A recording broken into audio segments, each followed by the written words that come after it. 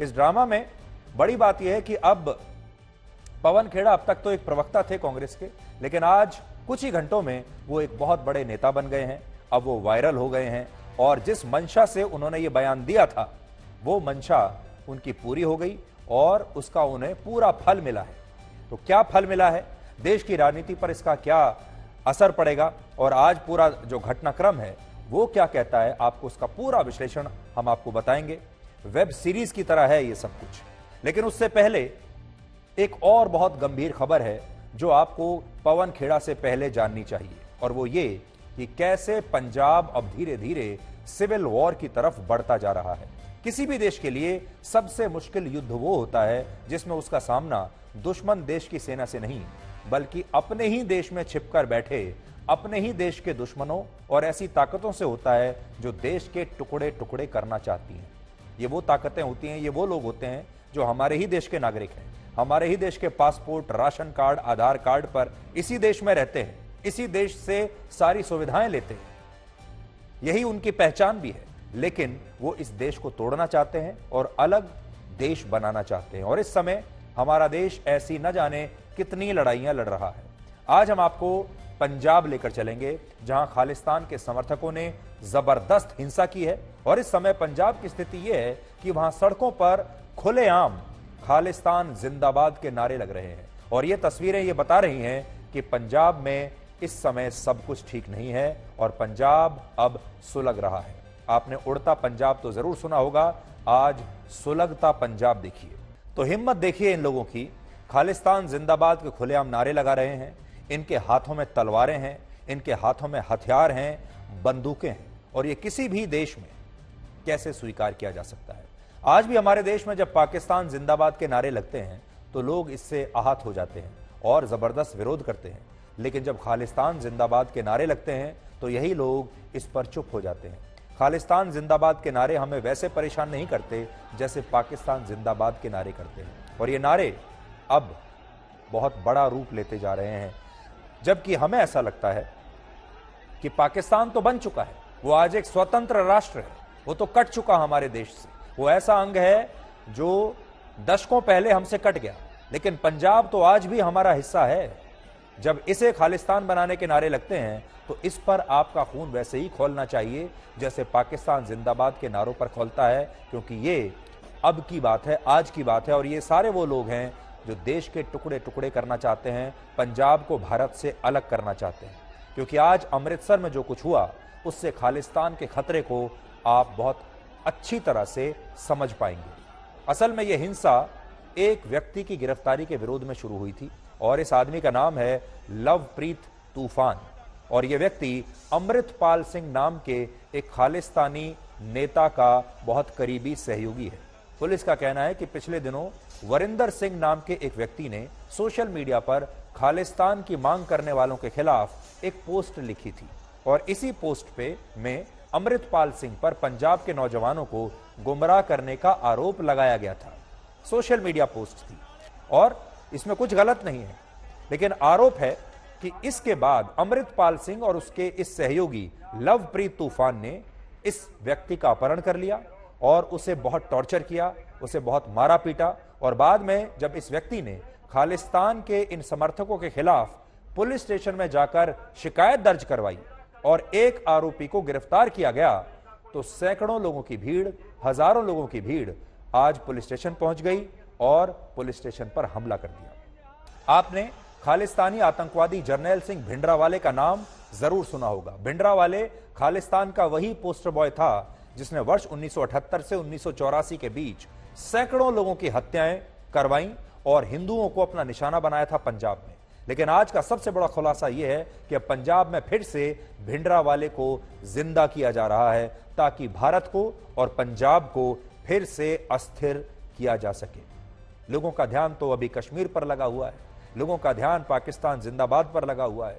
इसलिए इन लोगों को यह नया मौका मिल गया कि ऐसे में खालिस्तान बनाने की जो मुहिम है इसे अंदर ही अंदर तेज कर दो। पिछले साल 29 सितंबर को पंजाब के मोगा जिले के गांव में आजादी के नारे लगे थे और यह गांव खालिस्तानी आतंकवादी जर्नैल सिंह भिंडरावाले का ही गांव था। बड़ी बात यह है कि उस दिन यहां पर एक व्यक्ति ने एक ऐलान किया था। क्या ऐलान किया था? उसने कहा कि अब वो भिंडरावाले के सपने को पूरा करने के लिए एक नया और बड़ा आंदोलन चलाएगा। और वो व्यक्ति यही अमृतपाल सिंह था, जिसकी उम्र सिर्फ 29 साल है। और अगर आप इसे ध्यान से देखेंगे तो आपको यह व्यक्ति काफी हद तक भिंडरावाले जैसा ही नजर आएगा, क्योंकि ये भिंडरावाले की कॉपी करता है, भिंडरावाले जैसा दिखना चाहता है, भिंडरावाले जैसा बनना चाहता है।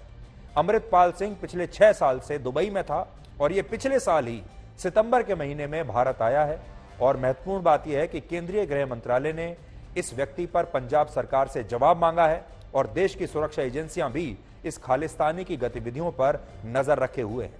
लेकिन फिर भी ये व्यक्ति खुलेआम वहां क्या कर रहा है, आज आपने देख लिया। खालिस्तान का अर्थ होता है द लैंड ऑफ खालसा, यानी खालसा के लिए एक अलग राष्ट्र या सिखों के लिए एक अलग राष्ट्र। खालसा की स्थापना सिखों के 10वें गुरु गोविंद सिंह ने वर्ष 1699 में की थी, जिसके तहत खालसा का अर्थ प्योर यानी शुद्ध माना गया है। लेकिन समय के साथ साथ इस विचार के उद्देश्य बदलते चले गए और इसका राजनीतिकरण हो गया। 80 के दशक में भिंडरावाले खालिस्तानी मुहिम का सबसे बड़ा पोस्टर बॉय बन गया और वो खुद को संत बताता था। लेकिन उसने पंजाब के सिखों को भारत से अलग होने के लिए बहुत भड़काया और खालिस्तान नाम से एक आंदोलन चलाया। और पंजाब में फिर से इसी आंदोलन को, इसका आप समझ लीजिए कि पार्ट 2 खालिस्तान आंदोलन का अब पंजाब में देखने को मिल रहा है। आज पंजाब में खालिस्तान की मुहिम के तहत सांप्रदायिक नफरत पैदा हो रही है, ड्रग्स और हथियारों की स्मगलिंग खुलेआम हो रही है और बढ़ रही है, अपराध लगातार बढ़ रहा है। और ये सारी चीजें जिन देशों से नियंत्रित हो रही हैं वो हैं पाकिस्तान और कनाडा। जैसे कश्मीर में घुसपैठ करने वाले आतंकवादियों को पाकिस्तान में शरण मिलती है, ठीक उसी तरह से आज कनाडा खालिस्तान की मांग करने वाले लोगों के लिए एक सुरक्षित देश बन चुका है। और ये बात हम तथ्यों के आधार पर आज आपसे कह रहे हैं। पिछले कुछ महीनों में कनाडा में कई स्थानों पर खालिस्तान की मांग को लेकर जनमत संग्रह कराया गया। लोग वोट डालने के लिए आए, लंबी लंबी लाइनें वहां पर लगी हुई थी। और इसके पीछे जो संगठन है उसका नाम है सिक्स फॉर जस्टिस। भारत में प्रतिबंधित यह संगठन उसी अमेरिका से ऑपरेट करता है जो खुद को लोकतंत्र का सबसे बड़ा चैंपियन बताता है। इसलिए आज हमारा अमेरिका और कनाडा जैसे देशों से भी यह सवाल है कि क्या वो संगठन पर अपने यहां कोई कार्रवाई करेगा। इस संगठन पर चेहरे पर एक अजीब सी मुस्कान आपने देखी होगी, जैसे उन्होंने एक बहुत बड़ी बात कहकर दुनिया ही जीत ली। शायद वो तभी समझ गए थे कि ये बयान मेरा वायरल होने वाला है, ये बयान मुझे राजनीति की दुनिया में सुपरस्टार बना देगा, ये बयान मुझे कांग्रेस के प्रवक्ता से कांग्रेस के एक बहुत बड़े नेता में रातों रात तब्दील कर देगा। इस बयान से मुझे बहुत सारे राजनीतिक नंबर मिलने वाले हैं, इस बयान से मैं बहुत सारे पॉइंट्स आज बटोर लूंगा, इस बयान से मैं कांग्रेस के बाकी सारे नेताओं को पीछे छोड़ दूंगा। उस मंशा की मुस्कुराहट देखिए आपको इनके चेहरे पर नजर आ रही होगी। अब आपको इस पूरे राजनीतिक ड्रामे के बारे में बताते हैं जो आज सुबह लगभग 11:40 पर शुरू हुआ। और उस समय पवन खेड़ा समेत कांग्रेस पार्टी के लगभग 50 नेता और पदाधिकारी एक फ्लाइट से रायपुर के लिए रवाना होने वाले थे, जहां कांग्रेस का 85वां महाअधिवेशन शुरू होने वाला है। लेकिन कांग्रेस का आरोप है कि टेक ऑफ से पहले जब पवन खेड़ा को विमान से नीचे उतारा गया, उस समय उनसे यह झूठ बोला गया कि उन्होंने जो बैग चेक इन के लिए दिया था उस बैग पर कोई गलत टैग लगा दिया गया है। तो बड़ी बात यह है यहां जो समझने की कि पवन खेड़ा विमान में बैठ गए। विमान में बैठने के बाद पवन खेड़ा को वापस विमान से नीचे उतार दिया गया। पहले यह कहा गया कि उनके बैग में उनका जो बैगेज है उसमें कोई प्रॉब्लम है। इसके बाद पवन खेड़ा विमान से नीचे उतर आए और जब वो नीचे उतर गए तब उन्हें यह पता चला कि वहां तो असम पुलिस की एक यूनिट आई हुई है उन्हें गिरफ्तार करने के लिए, क्योंकि उनके खिलाफ असम में एक एफआईआर दर्ज हुई है प्रधानमंत्री मोदी को लेकर इस बयान के आधार पर। दूसरी बात यह कि जब सुप्रीम कोर्ट में पवन खेड़ा की जमानत के लिए याचिका लगाई जा रही थी, उस समय दिल्ली के एयरपोर्ट पर कांग्रेस के बड़े बड़े नेता प्रधानमंत्री मोदी की कब्र खोदने की बातें कर रहे थे, कब्र खोदने के नारे लगा रहे थे। और हमें पता है कि कांग्रेस के बहुत सारे समर्थक और कार्यकर्ता इस वीडियो को शायद आगे चलकर गलत बताएंगे और कहेंगे कि यह तो फेक वीडियो है। इसलिए हम आपको बताना चाहते हैं यह वीडियो हमने कांग्रेस पार्टी के ही ट्विटर हैंडल से लिया है, इस वीडियो को कांग्रेस पार्टी ने खुद ट्वीट किया है और इसमें आप सुनिए वो किस तरह आपत्तिजनक फिर से नारे लगा रहे हैं। और यहां जो नारेबाजी हो रही है वो हो रही है कि मोदी की कब्र कैसे खुदने वाली है। अब आप ये देखिए कि जिस देश की न्यायिक व्यवस्था में आज भी 4 करोड़ 82 लाख केसेस पेंडिंग है, हमारे देश के तमाम जो अदालतें हैं, हमारे पूरे देश की अदालतों में 4 करोड़ 82 लाख मामले आज भी पेंडिंग है जो फैसले का इंतजार कर रहे हैं।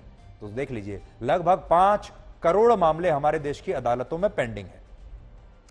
लंबी वेटिंग लाइन है, वेटिंग लिस्ट है। और आप तो जानते हैं, आप में से जितने लोगों ने कभी अदालतों में कोई केस लड़े होंगे वो आप सब अच्छी तरह से जानते होंगे कि एक बार अगर आपका केस कोई अदालत में गया तो 10, 15, 20 साल कैसे निकल जाते हैं पता ही नहीं चलता। कई बार तो आपकी पूरी उम्र निकल जाती है और आपकी अगली जो पीढ़ी आती है वो भी उसी केस में फंसी रहती है।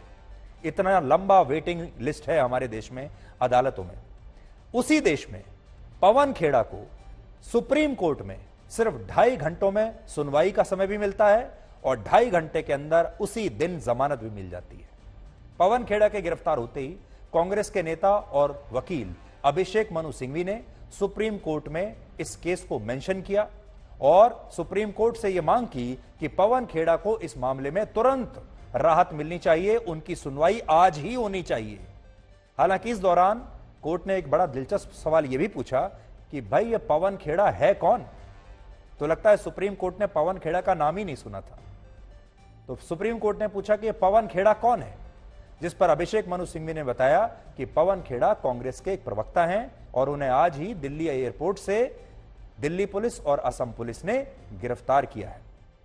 अब नोट करने वाली बात यह है कि जिस अकेले सुप्रीम कोर्ट में अब भी 69,511 मामले लंबित हैं, सुप्रीम कोर्ट में आज भी 70,000 के लगभग मामले आज भी लंबित हैं जो अपने फैसले होने का इंतजार कर रहे हैं। सुप्रीम कोर्ट में एक बहुत लंबी वेटिंग लिस्ट है आज भी।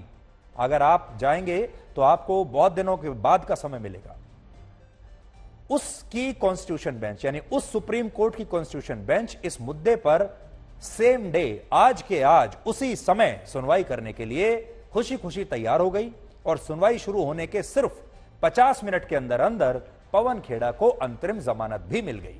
कांग्रेस के जितने भी नेता आज पवन खेड़ा के बयान का समर्थन कर रहे हैं और इसे स्लिप ऑफ टंग बता रहे हैं, यानी जुबान फिसलने का मामला बता रहे हैं, उन्हें शायद पता नहीं होगा कि इस मुद्दे पर आज जब अदालत में बहस शुरू हुई तो सबसे पहले अभिषेक मनु सिंघवी ने यही कहा कि वो खुद ये मानते हैं कि पवन खेड़ा का बयान सही नहीं था, पवन खेड़ा शब्दों से खेलने की कोशिश कर रहे थे और वहां वो गलती कर बैठे।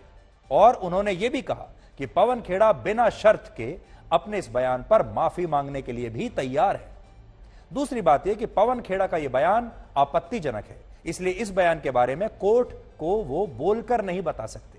तो इतने बड़े वकील ने, अभिषेक मनु सिंघवी ने, जब अदालत ने पूछा कि भाई इन्होंने बयान क्या दिया है बताइए, तो अभिषेक मनु सिंघवी ने कहा कि माय लॉर्ड, बयान ऐसा दिया है कि मैं खुद बोलकर नहीं बता सकता, आपको वो बयान सुनना पड़ेगा, देखना पड़ेगा, मैं तो अपने जुबान से वो बातें नहीं कर सकता।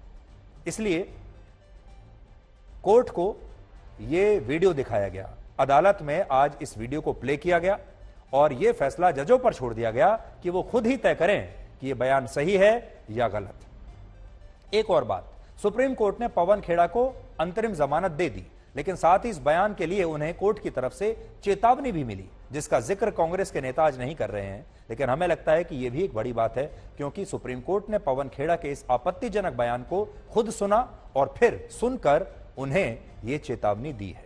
पवन खेड़ा के खिलाफ आईपीसी की धारा 120B यानी आपराधिक षड्यंत्र, 153A यानी किसी जाति, वर्ग, संप्रदाय और भाषा के खिलाफ टिप्पणी करके समाज में द्वेष पैदा करना, धारा 500 यानी किसी व्यक्ति की मानहानि, 504 मतलब किसी को अपमानित करना, 505 सेक्शन 1 मतलब फर्जी खबरें फैलाना और 505 सेक्शन 2 यानी दो समुदायों में दुश्मनी पैदा करने के मामले में यह पूरी एफआईआर दर्ज हुई। यानी बहुत सारी धाराएं लगाई गई हैं इस एफआईआर में जो आपकी स्क्रीन पर है। प्रधानमंत्री नरेंद्र मोदी के पिता जिस वर्ग से आते थे उसे मोड़ घांची तेली कहते हैं और इस जाति को भारत सरकार द्वारा ओबीसी की श्रेणी में रखा गया है। और इस हिसाब से प्रधानमंत्री के पिता का नाम गलत लेना उस जाति पर टिप्पणी है जिससे पूरा एक बड़ा वर्ग जुड़ा हुआ है। इसलिए इस मामले में आईपीसी की धारा 153A लगाना गलत नहीं है और यह बात असम पुलिस ने भी कही है। आपको उन्हें देखकर ऐसा लगेगा जैसे अब तक वो इसी दिन का इंतजार कर रहे थे। आज कहीं जाकर उनकी तपस्या पूरी हुई है। पिछले साल जब कांग्रेस पार्टी ने उन्हें राज्यसभा का टिकट नहीं दिया था, तब उन्होंने निराश होकर एक ट्वीट किया था, यह कहते हुए कि शायद उनकी तपस्या में कुछ कमी रह गई। लेकिन आज जो कुछ हुआ उसके बाद वो ऐसा नहीं कहेंगे, क्योंकि आज उनकी तपस्या पूरी हो गई। 55 वर्ष के पवन खेड़ा का राजनीतिक जीवन 25 वर्षों का है और बड़ी बात यह है कि इन 25 वर्षों में भी 15 वर्ष उन्होंने दिल्ली की सरकार के लिए काम किया था। वर्ष 1998 में जब शीला दीक्षित पहली बार दिल्ली की मुख्यमंत्री बनी, तब उन्होंने पवन खेड़ा को अपना राजनीतिक सचिव बनाया और पवन खेड़ा इस पद पर 15 वर्षों तक रहे। 15 वर्षों तक उन्होंने शीला दीक्षित के साथ काम किया और 2013 में जब शीला दीक्षित सत्ता से बाहर हुई, तब उन्होंने जो है पवन खेड़ा ने यह राजनीतिक सचिव की नौकरी छोड़ी और फिर कांग्रेस पार्टी में अपने लिए संभावनाएं तलाशनी शुरू की। पवन खेड़ा के राजनीतिक जीवन को आप इस तस्वीर से भी समझ सकते हैं, जिसमें जिस जमाने में शीला दीक्षित मुख्यमंत्री हुआ करती थी, तब वो शीला दीक्षित के सामने झुककर एक फाइल लेकर खड़े हुए हैं।